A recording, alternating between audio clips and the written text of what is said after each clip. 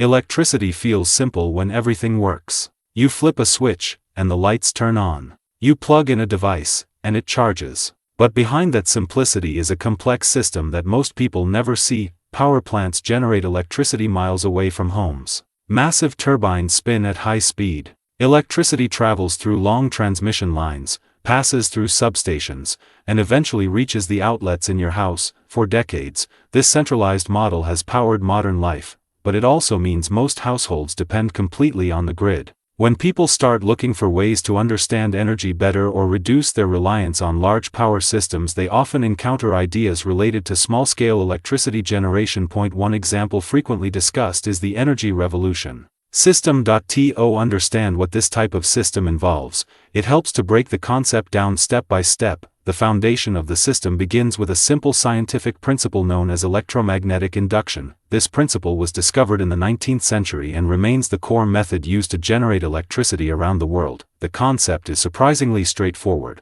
When a magnetic field moves near a conductor, such as copper wire, it can cause electrons inside the wire to begin moving. That movement of electrons is electrical current. In large power plants, this effect is created by enormous turbines spinning generators. The turbines are driven by steam, flowing water, wind, or other energy sources, but the same principle can be demonstrated on a much smaller scale. Step 1 in a simplified energy system usually involves building a coil. A coil is made by winding copper magnet wire around a cylindrical form. The purpose of the coil is to provide many loops of conductive wire, through which electrons can move. The more turns the coil contains, the greater the potential electrical output when magnetic fields interact with it. Copper is commonly used because it conducts electricity very efficiently. Once the coil is prepared, the next step involves creating a magnetic field. This is usually done with permanent magnets. Modern permanent magnets, especially neodymium magnets, are compact but very strong. They produce a stable magnetic field without requiring any external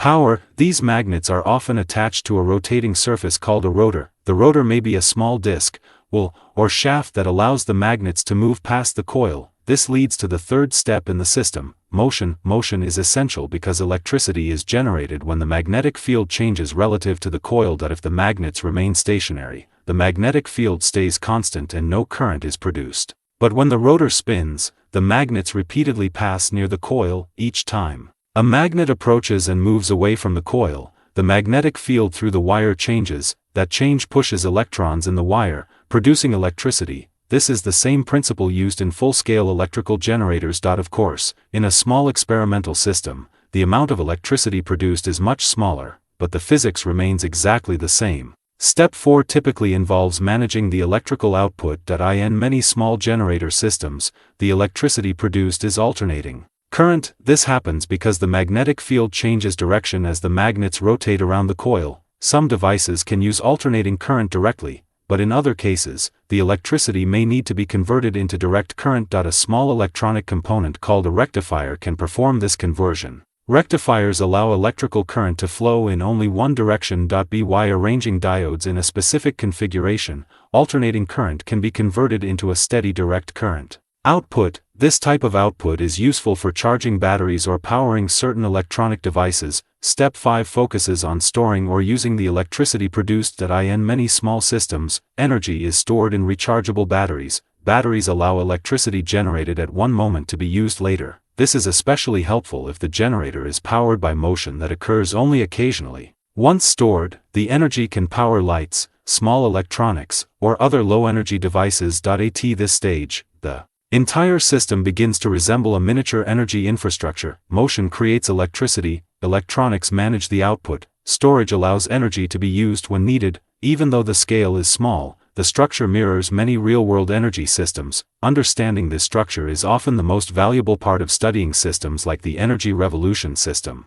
Many people first approach these ideas hoping for a simple device that can replace the electrical grid, but the real lesson is usually deeper than that. Energy systems are networks of components working together. Magnets, coils, motion, electronics, and storage all play specific roles. When one part changes, the behavior of the entire system can change as well. Learning how these parts interact is what makes small energy projects so interesting. They reveal how electricity is actually generated and managed. Instead of being an invisible service delivered through the wall outlet, electricity becomes a physical process that can be observed and understood. This shift in perspective often leads to other discoveries. People begin paying closer attention to how much power different devices consume. They start looking for ways to reduce energy waste. They explore other forms of small-scale generation, such as solar panels or wind turbines. What began as a simple generator experiment can evolve into a broader understanding of home energy systems. The key insight behind the energy revolution system is not that it replaces